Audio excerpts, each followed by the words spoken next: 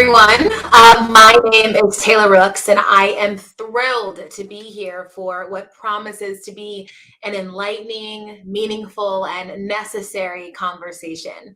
So, the Cleveland Cavaliers, continue to demonstrate their dedication and commitment to social justice by joining other teams across the NBA with Team Up for Change. But what's really special is it's the entire city of Cleveland that took it a step further when all three pro teams, the Cavaliers, Indians, and the Browns, banded together to create a one-of-a-kind alliance. I have truly never seen anything like it. All three organizations understand their role in partnering with their communities on and off the court or field, creating direct strategies to address social injustice in the communities that they love. Cleveland and Northeast Ohio. So before I introduce our speakers, I do want to remind all of you watching that this is meant to be an interactive discussion. So if time permits, you can submit questions at cavs.com/TUFC. Click on the event page and there's a form stack there to submit questions. We will get to those, and you can also submit through Twitter or Instagram. But enough of that. It is time to hear from our amazing panelists, the leaders of the Cleveland Sports Alliance.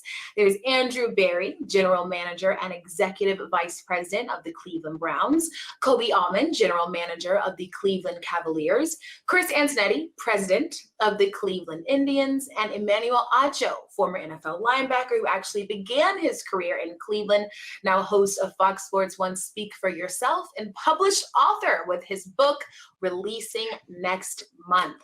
So happy to be here with you guys. Let's jump right into it. One of my favorite things about this alliance is just how innovative it is. It's incredibly rare for three major sports teams in the same city to come together in this way. So before I even ask a question, I really just want to hear from you guys how you're feeling about how this alliance has come along so far. Starting with you, Koby. Hey, Taylor, thanks so much for having us. We're super excited to present today, I guess, if you will, this alliance. And it's something that we're really proud of. I think, it started really in earnest with, my head coach, JB Bickerstaff, and Kevin Stefanski, newly named head coach of the Browns. And they were getting together and talking about what they wanted to do, in Northeast Ohio and Cleveland. And the next thing you know, I'm on a call with the coaches and with Andrew Berry, and we're discussing, okay, what can we do in the community? Let's get this thing together. And Andrew Berry's like, you know what? I'm really good buddies with Chris Antonetti with the Indians, so let's do something there. And then next thing you know, myself, Andrew, and Chris are on a call, and it was super organic. And we just felt like, how can we not do this? We have an incredible platform. We have incredible connectivity to Cleveland and Northeast Ohio to use our platforms for real change. And so, I'll let the other two talk about what it means. But for our franchise in particular, we're honored to be a part of this alliance, and we think we can have a real impact with our community and drive some real change. Yeah, Chris, take me into, receiving that call. Yeah, obviously during those months, we have been spending a lot of time internally reflecting, talking about how do we make an impact? How do we continue to grow as an organization? And then how can we make an impact in our community? And we spent a lot of time thinking about things. And one of our general manager, Mike Chernoff, has a connection with Kwesi, the assistant GM of the Browns. I had read Andrew's incredible email and the associated video on Be the Solution. And it kind of spurred us to think about, hey, how do we reach out? We have a lot to learn. We should connect with the Browns. As Koby was sharing, at the same time, the Browns and Cavs had already connected. So it kind of came together organically, where all of the leaders across the organization are thinking, how do we make a difference? And we're all doing such great work individually within the communities, but we have this unique opportunity. If instead of competing, we can come together and collaborate and amplify the impact that any individual organization could have. And it's been incredibly fulfilling so far. I think one of the things we're committed to doing is making sure that it was not just a moment, but something that we would be able to sustain over time. And we've really continued that effort and are excited about the work we have left in front of us and engaging with our community to make progress. Absolutely. What about you, Andrew? Yeah, I really love the word that both Koby and Chris have both used, organic. Really it started off as a series of informal discussions, largely because we were all wrestling with, many of the same, issues this summer, and really leaning on one another for support, ideas, different ways that, we could attack the challenge locally and then within our organizations. And it just really kind of dawned on all of us that, hey, if we're all doing this already individually and trying to make an impact, we can truly amplify our voices, amplify our impact within Northeast Ohio if we really pool, organizational resources, our time, and then really just the talent that are within each of our buildings. So it's been really fantastic. We're very excited. As Chris mentioned, we want this to be something that is sustainable over time and evergreen, if you will. It's been good so far. Absolutely. Now, Emmanuel, I want to bring you in there because, Andrew mentioned how much he liked that they use the word organic. And that's one of the things that really strikes me about this alliance is how deeply every, organization cares about this in a very meaningful way. In what ways do you feel like this alliance has been organic? Well, I feel like it's incredibly unique. I think that it is has an incredibly high ceiling, and I think when you talk about it being organic, that is the best way for positive change to truly occur. It's when people see that there's a need and they let themselves and their abilities and their organizations and their talent meet that need. Personally, Terry Francona of the Indians, he reached out to me about 3 months ago, and we had a conversation. Jimmy and Dee Haslam, the owners of the Browns, I just talked to them a couple of days ago because everybody's heart is pure as far as coming up with different solutions to positively impact the change in our society right now. And I like the organic nature of the dialogue, and I am incredibly pleased and proud of what these three organizations are doing, because this is how true change will occur. Absolutely. And Emmanuel, you mentioned Terry Francona reaching out to you. Take me, to that moment, and how has that relationship manifested since he reached out? Yeah, after my first episode, I started a series called Uncomfortable Conversations with a Black Man, where I was just posing and answering so many questions that are uncomfortable in our society that my white brothers and sisters have. That they may never get answered. Like, why do Black people say the N-word, but white people can't? What is white privilege? What does that mean? So I got an email, I believe, from Terry Francona, and I was like, wow, that's special. He just said, hey, would love to come have you talk to our team. Things are virtual right now, but would love to let you have that dialogue. And instantly, I think within 2 or 3 weeks, we both cleared our schedules and made that happen. I think talk is so cheap, Taylor, and that's why I'm so proud of these organizations, because it's easy to say something. It's easy to put out a public statement, easy to write or type a message, but it's much harder to get your hands dirty. So after Terry not only reached out, that was the first step, but then he actually made something happen, and we were able to have a great, great dialogue. So that's what I was really excited about. For sure. And, Emmanuel's talking about putting in the work. One thing that strikes me about this is so many, of the execs, of these organizations are the people that really, truly believe in this initiative. And I know Emmanuel can attest to this as well. Being in this space, sometimes, fans and employees see these initiatives and don't really feel like it's those upper execs that put in the work, but that is clearly not the case here. So I would love to hear about each of your specific roles and how active you are in those spaces. And I'll start with you, Chris. Yeah, Taylor, I'm happy to jump in. I would say one of the things that's been so powerful about the organizations coming together is the level of engagement throughout the organization. We have leaders really spanning all levels, all aspects of both the Cavs, Browns, and Indians engaged in these endeavors. So a little bit in way of background, every week on Wednesday, about 20 leaders, which is the primary working group, get together for a weekly call to talk about things that are happening, get updates. There are 3 working teams, and I know we'll touch on this later, that are devoted to each one of the pillars. There's a task force associated with voting, a task force associated with law enforcement relations, and the third one being education.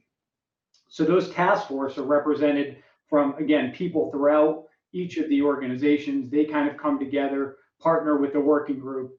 And then in addition to that, Koby, Andrew, and then Kevin Clayton, who leads a lot of these efforts with the Cavs and has helped kind of bring all of the organizations together. He, Andrew, Koby, and I meet every couple of weeks as well. So there's regular engagement. And again, one of the things that's most fulfilling and we think has a chance to be so powerful is the engagement throughout the organization and across leadership.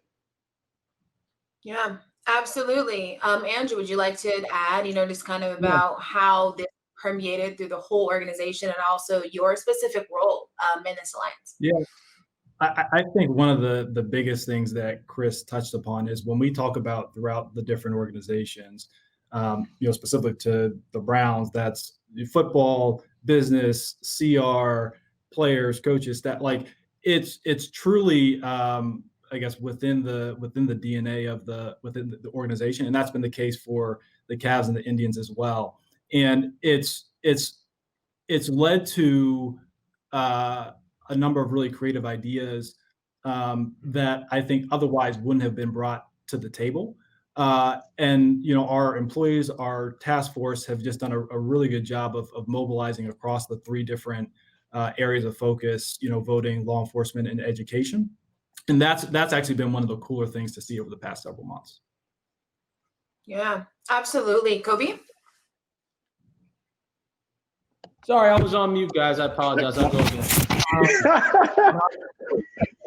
Everybody, welcome to the 2020 virtual panel. Hey, Koby, it's okay. This is never a virtual meeting until somebody doesn't press the unmute button. So you're all good. I was doing Zoom etiquette in this new era, but no. So I think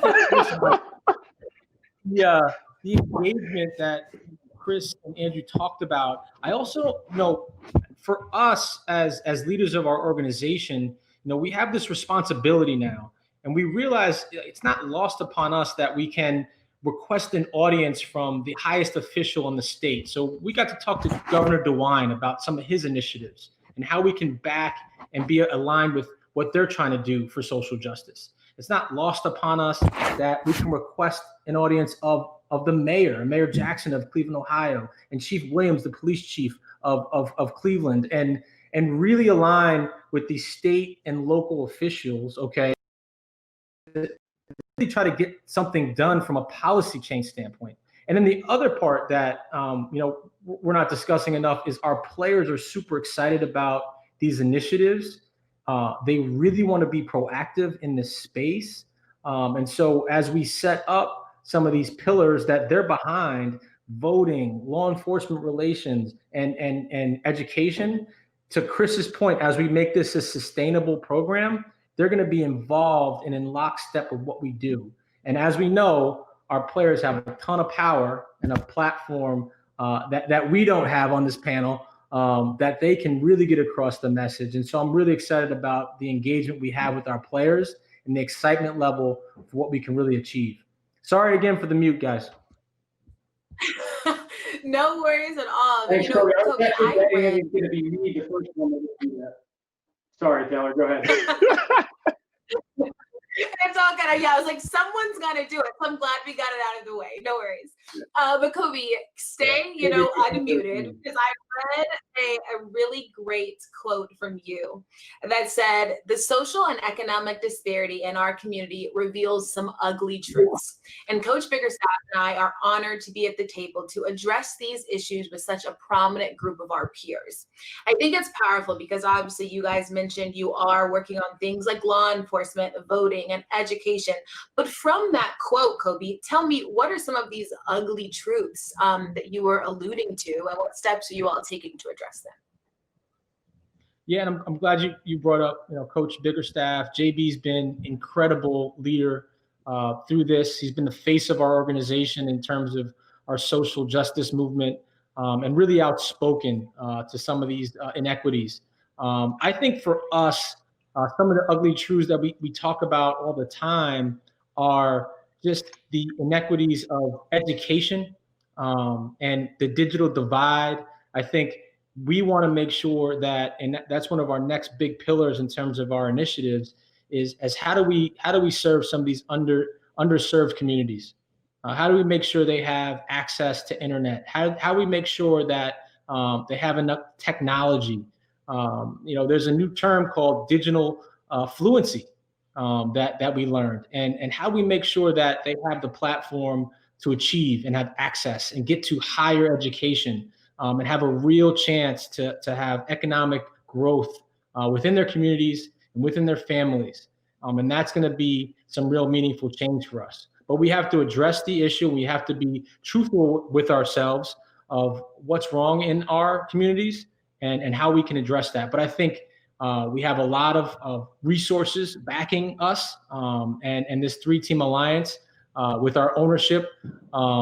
We have some real resources and we have some real momentum. So we're excited about what we can do, but we're addressing those those challenges and hope we can address them full steam ahead. Absolutely. And Chris, you mentioned those 3 pillars, voting, education, law enforcement. Tell me about your role in that and, furthering, some of those steps that you're taking. I think so. Just starting with law enforcement relations, I think maybe as a foundation for all of the things we're seeking to do, I think we, and Koby and Andrew both touched on it, we're really seeking to, as a starting point, to understand and engage with stakeholders in each of these areas to both understand what are the challenges that they're facing, and then how can we lend our support to help address them, maybe in a unique way. So with law enforcement, we started to engage in conversations with organizations like Noble, which is a national organization of Black law enforcement, the Cleveland Police Patrolmen's Association. We've also met with the Cleveland Police Foundation. So engaging in those conversations to help figure out how do we bridge the relationship between law enforcement and then the various different communities in Cleveland, specifically the Black and brown communities. In voting, again, similarly engage with leaders there, both at the CMSD, Breakthrough Schools, a number of other organizations, to really try to engage and learn their challenges. You'd heard Koby talk about the digital divide and really trying to help close that gap. Coach Bickerstaff just, packed up backpacks with a lot of gear and iPads and things to deliver that over the course of the last week. Earlier, we had a give-a-thon where back in August, we partnered with the Call It Group and WKYC, generated hundreds of thousands of dollars to help buy computer equipment and Wi-Fi, again, just with the idea of closing that divide. And maybe I'll turn it over to Andrew a little bit, maybe to touch on some of the voting initiatives that we dug into. Yeah, and I think Chris did a really nice job of laying out the initiatives with law enforcement and education, specifically the digital divide. In terms of voting, we've really it's really been 2-pronged. The first is really kind of running a campaign of awareness, PSAs, making sure that people actually get out to get registered to vote. Even within our our own teams, we've ensured that like all of our players and staff become registered to vote, because it's just so important in affecting change locally. And then really the second part is it's great when people get registered to vote, but actually, pushing them to get out to vote on election day and then actually really specifically, vote vote early in this election. And we realized that with the number of people that have eyeballs on our organizations, specifically with our players and coaches, raising awareness in those areas to make sure that people are really using their civic voice to affect change at the polls. Absolutely. And now, Emmanuel, through the work that you have been doing, what have you seen as to why, things like voting and law enforcement, education, why are those three things so vital to the progression and advancement of Black and brown people? Yeah, I think first off, again, I have to tip my hat to all three of these gentlemen. I think about Taylor, so many people, especially those watching this, might think that all pro athletes interact.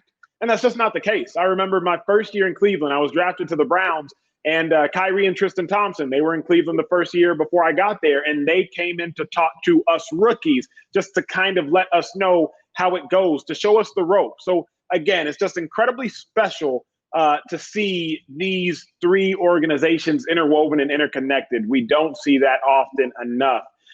To answer your question, because action truly changes the society we live in. I say that intention without direction is meaningless.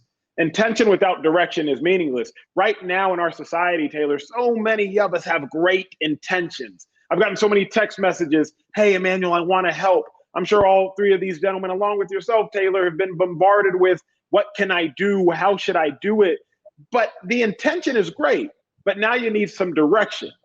So when you start to apply direction to voting, when you start to apply direction to police, to talking to the police force, to trying to disarm systemic injustice, to trying to really intervene with some of these things, then you can actually make a difference. It's not enough for us to just continue to talk. Pardon the motorcycle outside. It's not enough for us to just continue to talk because that's so cheap, but what are we actually doing? What are these organizations actually doing? Voting, especially right now, is huge. Use that right. And then also, what are you doing with the police forces and those around you? Yeah. What have you found to be, the biggest hurdle as to why that action is sometimes the missing piece? What is, stopping people from those actionable items, would you say? Fear of being wrong. That's the biggest thing. It's this fear of making a mistake. I've had a couple general managers and even owners of different pro teams call me and say, hey, Emmanuel, do you mind proofreading the statement we're about to put out? I respect that, Taylor, because rather than not doing anything, they just sit there and they'll just sit there quietly. Rather than not doing anything, reach out, make sure you get it right.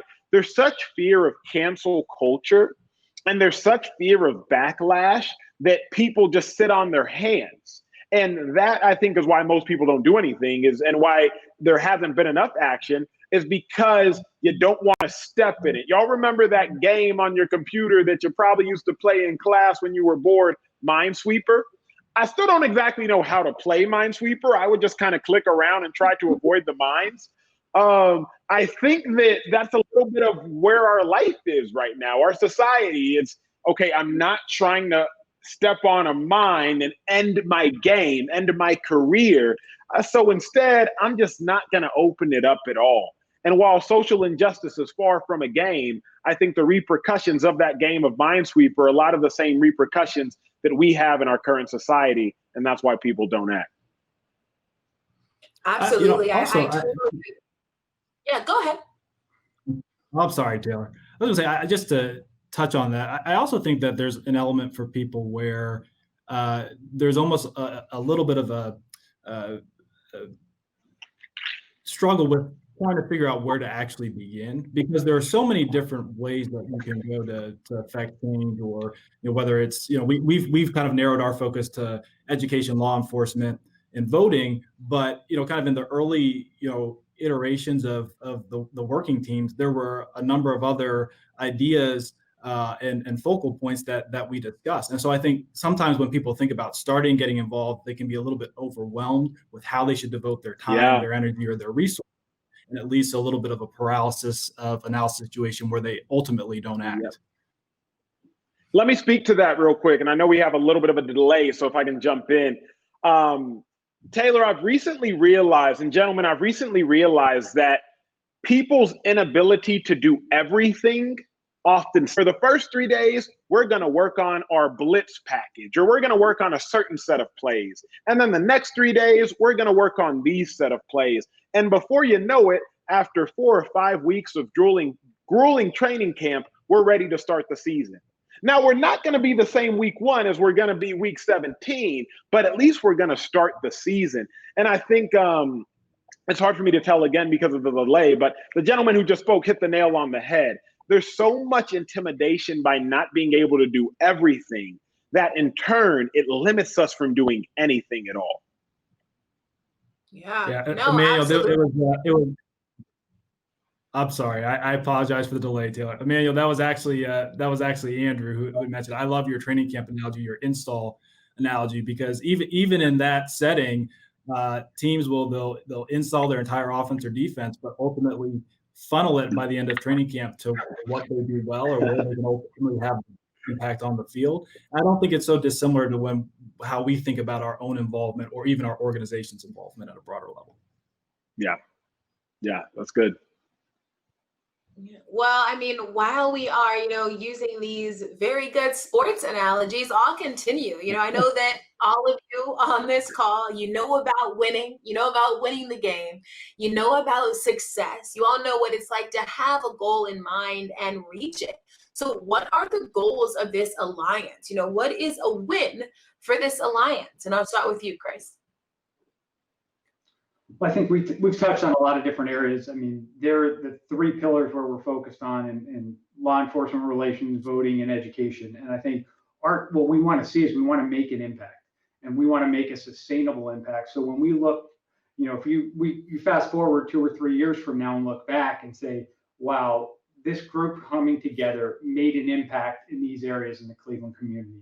And they did it by bringing people together, by connecting people, by creating conversations, by committing resources. And so when we look forward, we say we've made change, as Emmanuel said. It's not just intend to act, but there's action and sustained action that follows through. Yeah. Koby? Yeah, I mean, I agree. I think the sustainability we talked about, the continued investment and commitment. And I think, for us, and I think everyone on this call and probably everyone listening out there realizes that they have an individual responsibility now. And to Emmanuel's point, almost you have to take a risk. And I think from our point, our 3-team alliance, we're going to put ourselves out there and we're going to measure ourselves. We're going to measure ourselves to success. All right. And so in each of those pillars, how do we measure our success and show some tangible improvement over time, right? And show the wins and losses. That's what I really think that, and Chris is a big analytics guy, and I'm thrilled to work with him, to learn from him and Andrew. But how do we measure that success? I think it's a great question, but I think that we're taking the responsibility on. We're going to put ourselves out there. We're going to take risks. We're going to have continued investment and commitment to these spaces. And like I said before, we have great ownership support. So it's on us to deliver. And we're excited about that challenge. Absolutely. Andrew? Yeah, I'd just add that I think another piece of this is just continued awareness and dialogue around these issues because, they do continue to exist. And making sure that component doesn't get lost. I think Chris and Koby hit the sustained success, involvement, measuring our actual impact.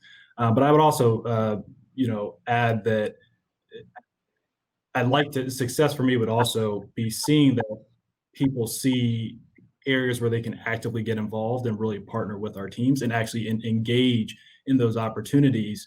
As we move forward. It's a great point by Angie, because we have had an incredible outpouring of local leaders, community leaders, business leaders that want to get involved. And so it's such a great point that with this platform now we have, we have partners that want to help in this mission, that want to try to do something that, don't know exactly what they want to do, but know they would want to align around what we're doing. And so we have a tremendous opportunity to create great partnership within the communities. And so, Andrew, you're absolutely right. Like, we have an outpouring of community involvement from this, and awareness, and people wanting to get involved.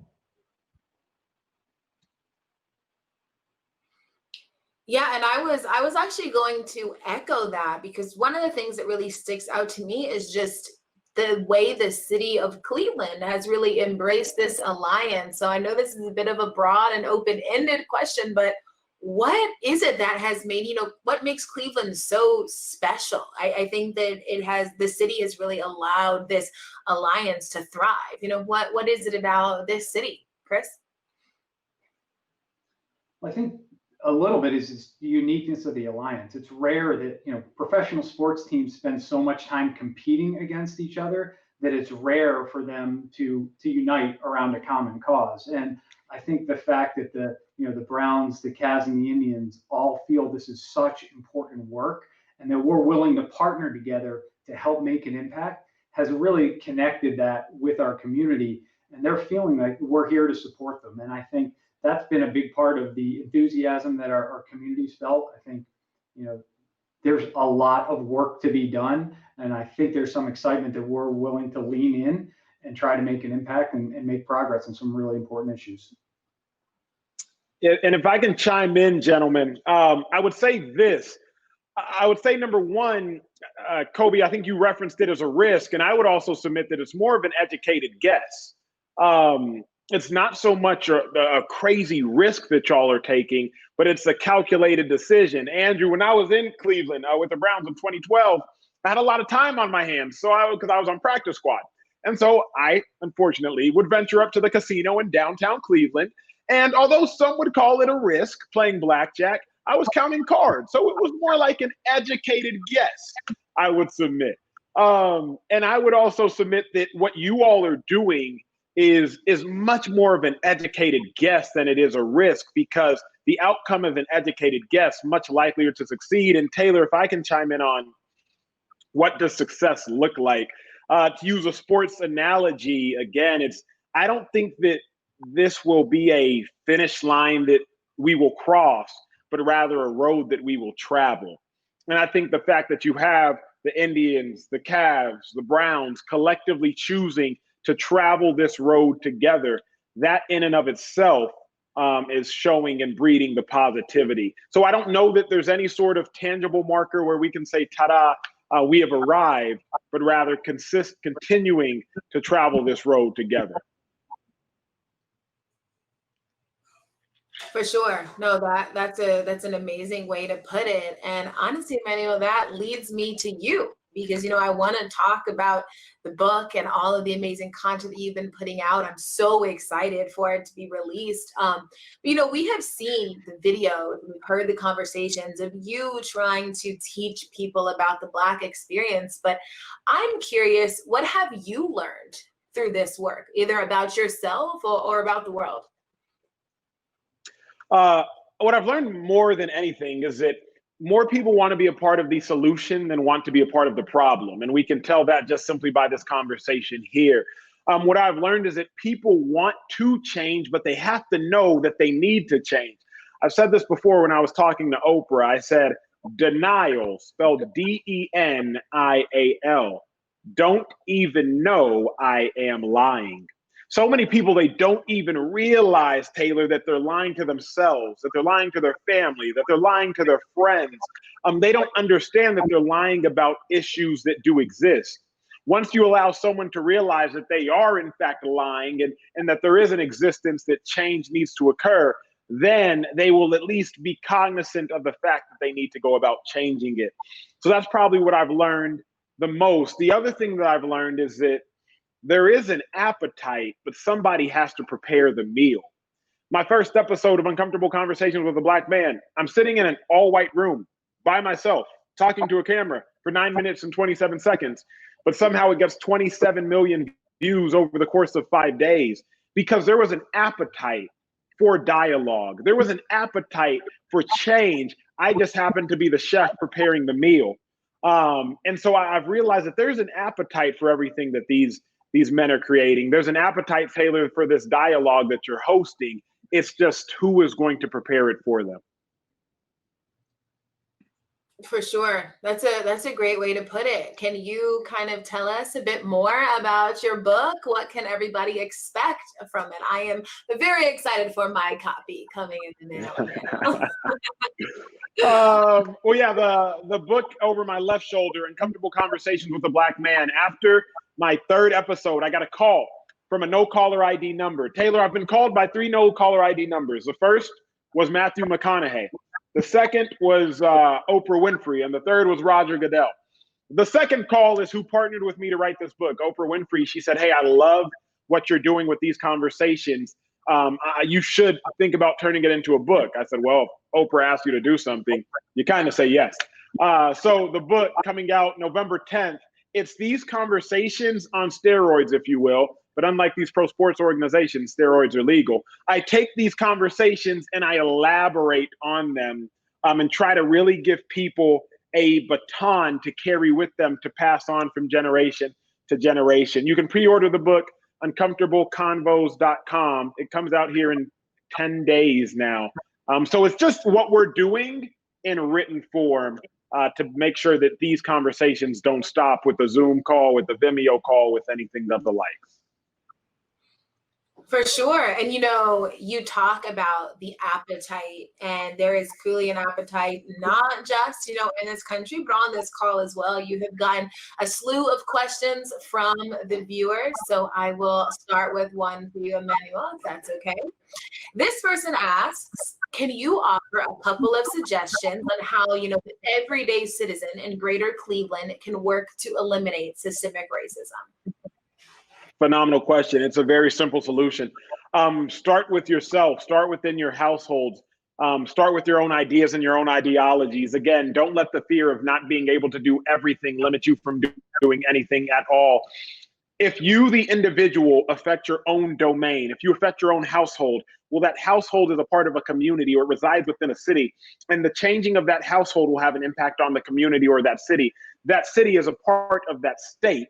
And so that changing of that household impacts that city, which is a part of that state. That state, it consists and it exists within the nation. So the changing of that household will impact the city, which will have a domino effect on that state, which will have the impact on that nation. And that nation, ultimately, it resides and coexists within our world. So that household will impact the city, which will have a domino effect on that state, which resides within that nation, which will have the ultimate impact on the world. But it starts with that individual affecting their household. So how can you have tangible solutions?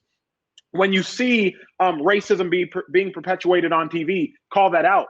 If you have young children and you see racism being perpetuated on any news outcast, hey, not all Black people are like that. Hey, not all Black people are thugs or gangsters or uneducated. And when you go into a restaurant and you see that you were seated first, maybe though you walked up there at the same time as a Black person and you're white, hey, maybe let them know, you see how we were treated versus how the Black person was treated. When you walk into a store and you see that you're tended to, but the Black person is not being tended to, or the person of color, let your family member or your child, whoever it is, know, hey, you see the difference in how we're being treated.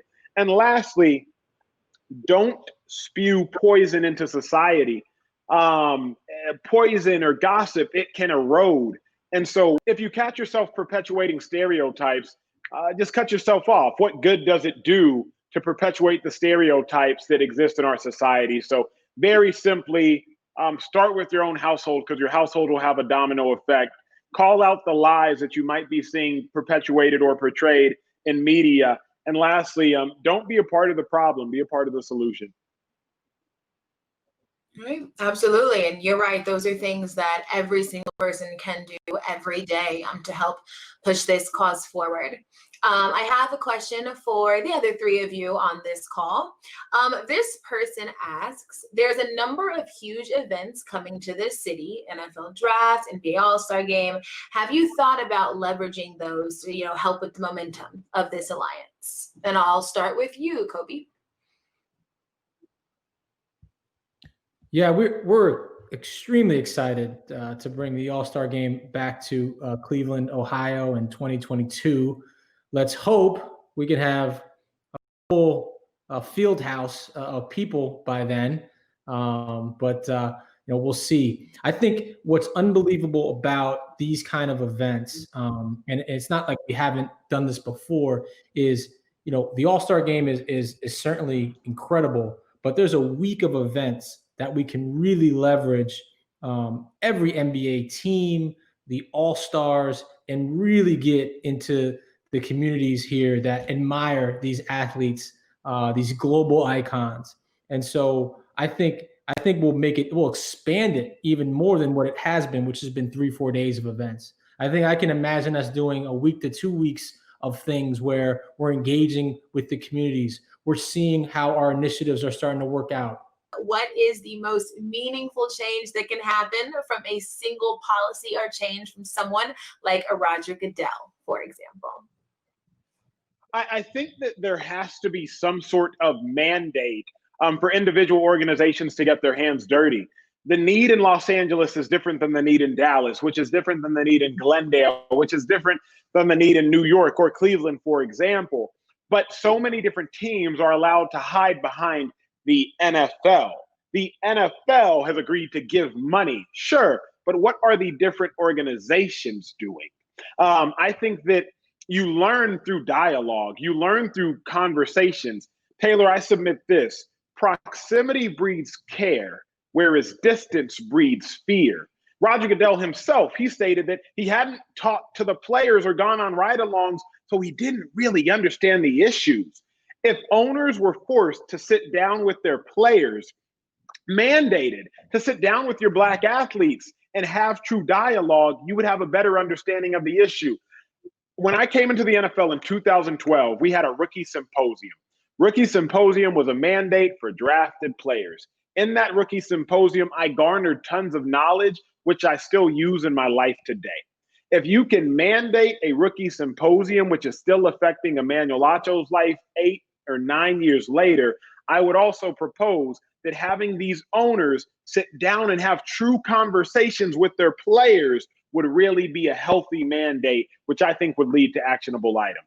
I do want to end on this one final question for all of you.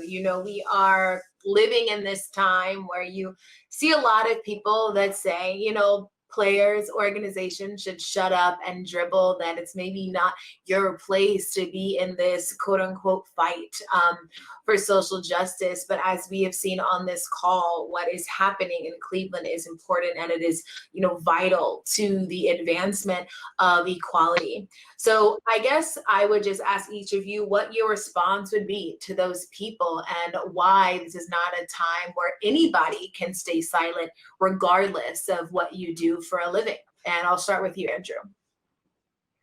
Yeah, my response is, I think there are just some issues that are bigger than what any of us choose to do. And that's not even just specific to sports organizations, but really any business or organization. And I think that this is one of those times, and this is one of those issues that falls into that category.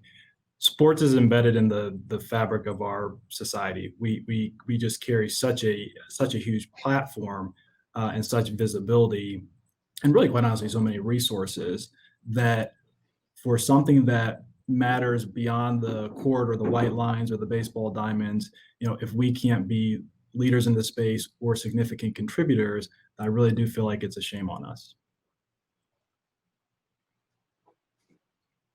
Absolutely. Chris? Yeah, Andrew said that so eloquently. I guess I would just add that at this point, it feels, given the importance and gravity of the issue, that silence or inaction is complicit acceptance. And I personally feel, our organization feels, our alliance feels that we have to be a force for positive change, because standing on the sidelines isn't okay. Yeah, I mean, I totally agree with Andrew and Chris. I think the easy thing to do would be to do nothing. I think what Emmanuel was talking about in terms of listening first and understanding the problem, educating yourself, it's uncomfortable. It's uncomfortable learning about some of the truths, some of the inequities of society, the systemic racism. That's hard to do. We want to stay in our comfort zone, and that's not what the task is for. We need to step up in this moment, and I think what Chris is talking about is anti-racist work. That's an effort. You can't just stay neutral. Right now, neutral is being complicit, and we have to give effort, everyday effort, towards this anti-racist work, which is to try to end systemic racism in every decision you make and every action you take. So, I'm with these guys 100% and really, really proud to be a part of this alliance. And we're proud of this thing, and we're going to keep pushing. For sure. You all answered that so eloquently and perfectly. I think that's exactly why it's important. And Emmanuel, I will let you give your thoughts on that question to close us out. I will say this, what Ben Franklin said, justice will not be served until those who are unaffected are as outraged as those who are affected.